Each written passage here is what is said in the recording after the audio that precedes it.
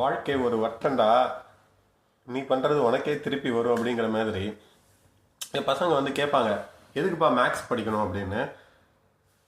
அப்போல்லாம் சொல்லுவேன், இந்த மாதிரி நீ கடைக்கு போகிற, உனக்கு மேக்ஸ் தெரிஞ்சாதான் நீ ஒரு 100 ரூபாய் கொடுத்து சாக்லேட் வாங்குற அப்படின்னா அவங்க வந்து கரெக்டாக கொடுக்குறாங்களா சில்லற அப்படின்னு உனக்கு தெரியணும். அப்படின்னா உனக்கு மேக்ஸ் தெரியணும், அப்போ தான் கரெக்டான அமௌண்ட் வந்திருக்கா அப்படின்னு தெரியும் அப்படின்பேன்.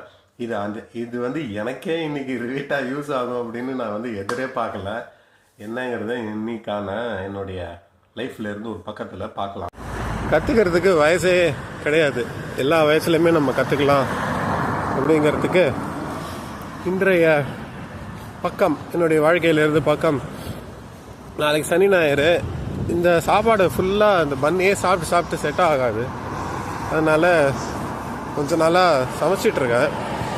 சரி, கொஞ்சம் பொருட்கள்லாம் பருப்புலாம் இல்லாமல் சமைச்சிட்ருக்கேன் சாதம் வச்சு.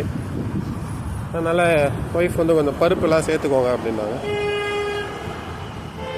சரி, இந்த பருப்பு வாங்க வந்தேன். அப்படியே இன்றைக்கி வந்து நைட்டு டின்னருக்கு ஒன்றுமே இல்லை, இருக்குது, சாதம் வைக்கணும். சரி, நாளைக்கு 2 நாள் தான் சாப்பிட போகிறோம், அதனால் இன்றைக்கி நூடுல்ஸ் வாங்கலாம் அப்படின்னு சொல்லி ஆல்டி லிடில் ரெண்டுத்துலேயுமே போயிட்டு வந்துட்டேன்.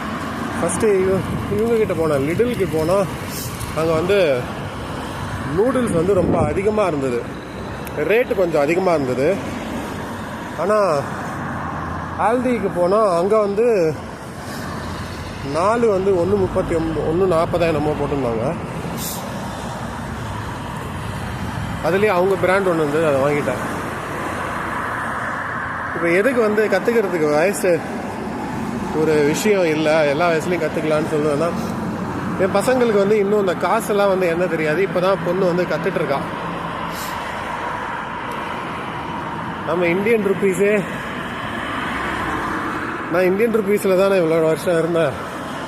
இப்போ இவங்களுடைய கரன்சி வந்து புரிய மாட்டேங்குது. ஆக்சுவலாக நான் முயற்சி எடுத்து கற்றுக்கல.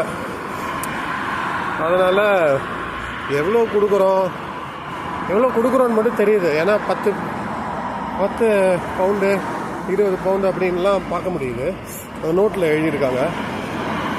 ஆனால் அந்த பேலன்ஸ் வந்து கரெக்டாக வருதா அப்படின்னு நம்மளால் கன்ஃபார்ம் பண்ண முடியல. நம்ம ஊர்லனா தெரிஞ்சிடும், இங்கே வந்து கொஞ்சம் பழகணும், அதுதான் கற்றுக்கணும்னு. அவ்வளோதான். ஒரு இடத்த இன்றைக்கி எக்ஸ்ப்ளோர் பண்ணிவிட்டு போனோம். இப்போ இந்த இடம்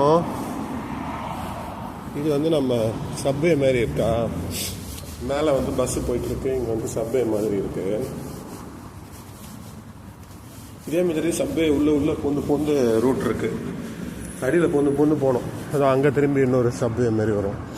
இந்த பெரிய இந்த ரவுண்டானா அடியில் ஃபுல்லாக சப்வே கட்டி விட்டாங்க. எங்கே கிராஸ் பண்ணணுமோ கிராஸ் பண்ணிக்கோங்கன்னு. So moral of the story என்ன, ரூமுக்கு வந்ததுக்கப்புறம் நான் அந்த கரன்சியை எடுத்து கற்றுக்கிட்டேன். அதாவது 1 பென்ட், 5 பென்ட், 10, 20, 50, அப்புறம் 1 பவுண்ட் 2 பவுண்ட் இதெல்லாம் கற்றுக்கிட்டேன். So moral of the story என்ன, படிக்கணும், கற்றுக்கிற ஆசை இருக்கணும். படித்தாதான் வந்து இந்த மாதிரி வர இடத்துல வந்து நம்ம ஏமாறாமல் சுதாரிப்பாக அவங்க கொடுக்கறது கரெக்டா அப்படின்னு செக் பண்ண முடியும். இல்லை ஏதாவது தவறு இருந்தாலும் நம்ம வந்து திரும்பி கேட்க முடியும்.